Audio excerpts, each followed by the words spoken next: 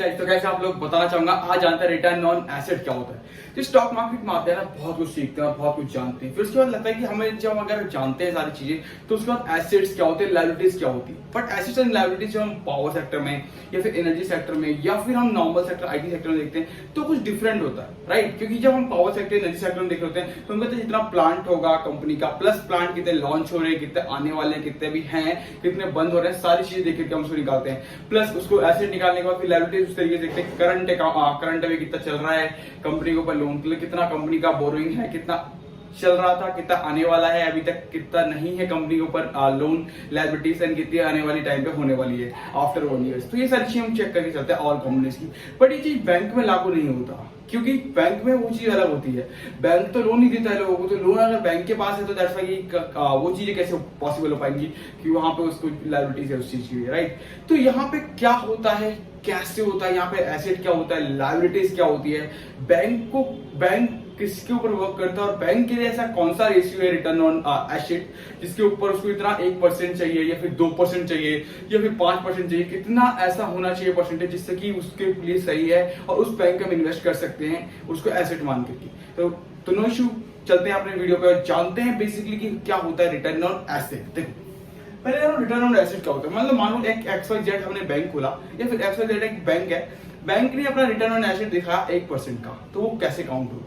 क्योंकि अब return on asset तो हम बता दें कि 1% का रिटर्न ऑन एसेट है तो काउंट कैसे होगा। यानी कि देखो एसेट क्या होता है बैंक के लिए ना, कि बैंक जो वर्क कर रहा है, यानी कि what is the asset for the bank. Bank का एसेट वो है जो उसने लोन दे रखा है किसी पर्सन को, यानी कि बैंक ने अपना पैसा उठाकर किसी पर्सन को लोन दे रखा है लोन के रूप में, उसके ऊपर जो इंटरेस्ट कमा रहा है वही बैंक का एक एसेट है, ठीक है। What is the liabilities for bank.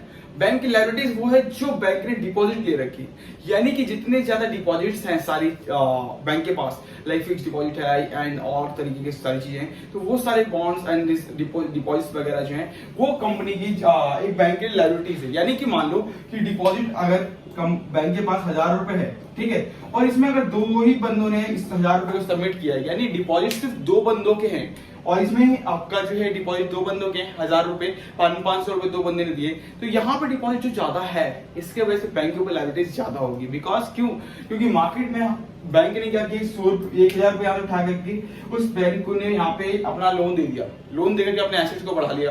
But उस 1000 रुपए को लेने के लिए जो 2 कस्टमर्स हैं वो कभी भी आ सकते हैं। तो इस केस में क्या होना चाहिए कि 2% ना होगा कि वहां पे कम से कम तो 100% होने चाहिए, यानी कि पर बंदा 10 रुपए, यानी 100% एक साथ तो नहीं आएंगे, बट लेकिन 2 बंदे जो हैं वो एक साथ आने की संभावनाएं हैं। तो उस तरीके से बैंक का ना एसेट काम करता है। लाइक एसेट्स वो होता है जो बैंक किसी को लोन देता है, ठीक है, प्लस लायबिलिटीज वो होती है जो बैंक उसको लेकर के आता है एंड उसके बाद उसके ऊपर वर्क करता है। लाइक आप मान सकते हो लायबिलिटीज का मतलब जितने भी डिपॉजिट बैंक के पास होते हैं वो सारे होते हैं आपका लायबिलिटीज बैंक के लिए। तो अगर अभी आप HDFC का देखिए चलो तो 1.94% का लास्ट 1 ईयर्स का आपको देखने को मिलेगा कि बैंक के भी बेसिकली रिटर्न ऑन एसेट चल रहा है एंड कोटक बैंक का 1.87% का है। तो इसका मेजर कंसर्न ये है कि किसी बैंक का एटलीस्ट रिटर्न ऑन एसेट 1% तो होना ही चाहिए। अगर 1% नहीं है रिटर्न ऑन एसेट तो डेफिनेटली कि उस बैंक को चलाना नहीं है, फिर उसको जो है उसके ऊपर इन्वेस्टमेंट नहीं डाल सकते बिकॉज ऑफ दिस। क्योंकि मार्केट में जब है तो 1% का रिटर्न ऑन एसेट तो बनता है, ठीक है, क्योंकि 100 रुपए का अमाउंट है और उसके पास तो 1% का तो एसेट होना चाहिए जिससे कि वो अपनी चीजों को कंप्लीट कर पाए एंड अपने फाइनेंशियल सर्विसेज और मैनेजमेंट को सुधार पाए और चीजों को कर पाए, ठीक है। तो रिटर्न ऑन एसेट के रिगार्डिंग HDFC का 1.94% चल रहा है करंटली एंड मार्केट में कोटक बैंक का 1.87% है।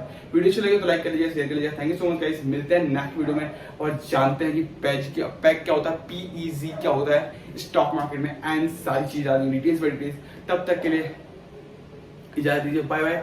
मिलते हैं नेक्स्ट वीडियो में, जानेंगे पैक क्या होता है। Thank you so much guys and love you.